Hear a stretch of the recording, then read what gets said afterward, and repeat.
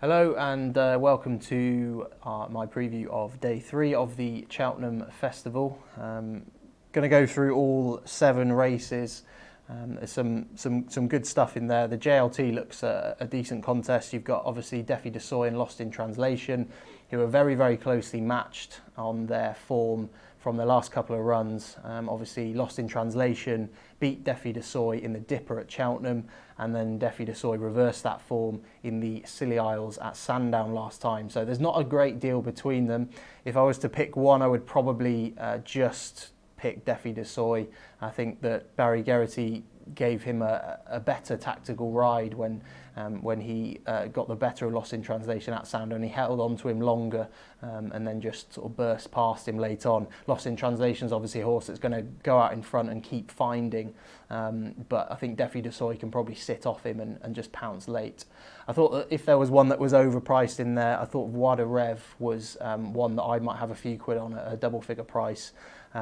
He's a keen type over 2 miles, so that might put people off him, but I think he's settled down a little bit over fences, and he's obviously going to be in behind Lost in Translation, you'd have thought, so that might help him settle as well. On form, he's got a big chance compared to Defi de Soy and Lost in Translation. I mean, he was going to finish second to Le Royceburg in the Irish Arkle last time when he came down. Obviously, again, people will be put off by a faller coming into Cheltenham, but I think at the prices, I'll be willing to have a couple of quid on him. And obviously, he's a choice of Ruby Walsh from 3 Mullins runners. And I think it's interesting that they've gone here rather than running him in the Arkle, which was obviously very, very open beforehand. Obviously, they won the Arkle with a very impressive performance, but I just thought that was an interesting angle as well.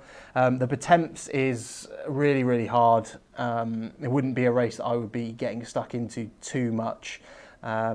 There are a number of them that are closely matched on a piece of form at Leopardstown in one of the qualifiers for this.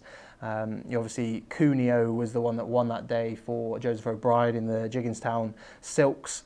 Walk to Freedom was second. And then I think Syrah de Burley, the current favourite, was way out the back and stormed through to take 6th late on. So I thought that basically they were probably a fairly closely matched bunch, the first 3 or 4 there. Obviously, I thought Walk to Freedom probably might be the one that's overpriced. I mean, he's 12 to 1, and he came from further back than the 2 that he split on the line. So I would give him a positive mention, but obviously it's a very, very tricky race. And I can see why Syrah de Burley is favourite. He obviously finished 4th in the Martin Pipe last season. The Ryanair, I think that this race might be shaped by the fact that there are 5 or 6 front runners in here. You've got Undersow, you've got a number of them really that will probably want to get on with things.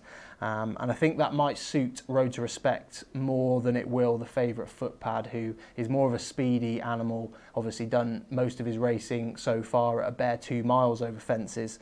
And obviously Road to Respect is the horse that's dropping back in trip, having obviously contested the likes of the Gold Cup, went 4th at the festival last season. So I thought Road to Respect was the one that I wanted to be with in this, and he's probably one of my stronger bets of day 3. Stayers Hurdle, I thought, was a race that was probably summed up very well by the market. Paisley Park's been progressive all season. There's very, very little to find against him, especially after he beat a number of these hollow in the Cleve Hurdle last time. He's getting better with every start, and I think he'll probably be hard to beat. Obviously, if Fahine is over his horrific fall that he took last time, then he would be a big danger on form. He's obviously the classiest horse at one time in the race, and he might be given a positive ride for Fahine, which in terms of the last couple of runnings of this race would be an advantage because they haven't gone hard at all and it's been a speed test. So that might be an angle for certain people with Fahine, but I thought that Paisley Park is basically probably a solid favourite.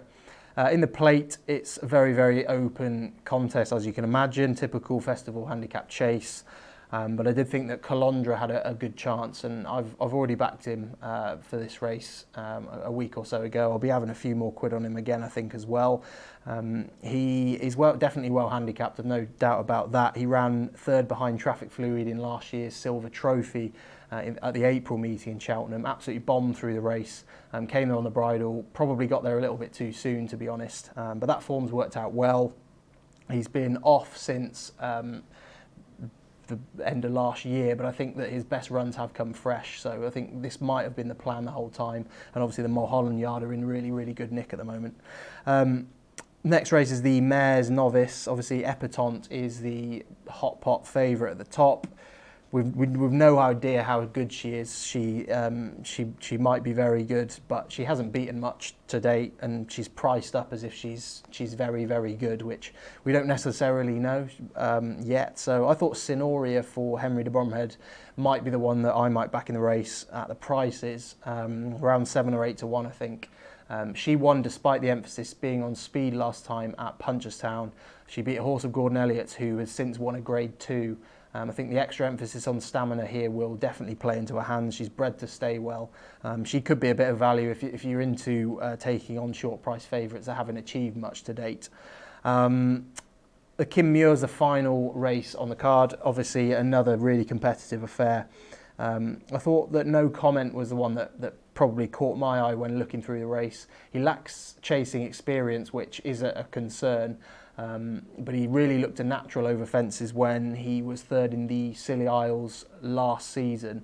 Really caught the eye under a pretty easy ride, shall we say, from his jockey that day.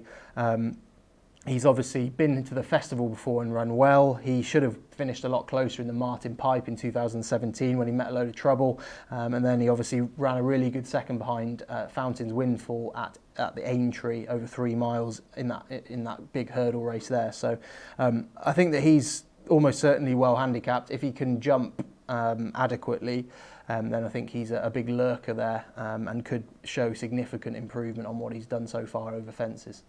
And that's day 3 all wrapped up.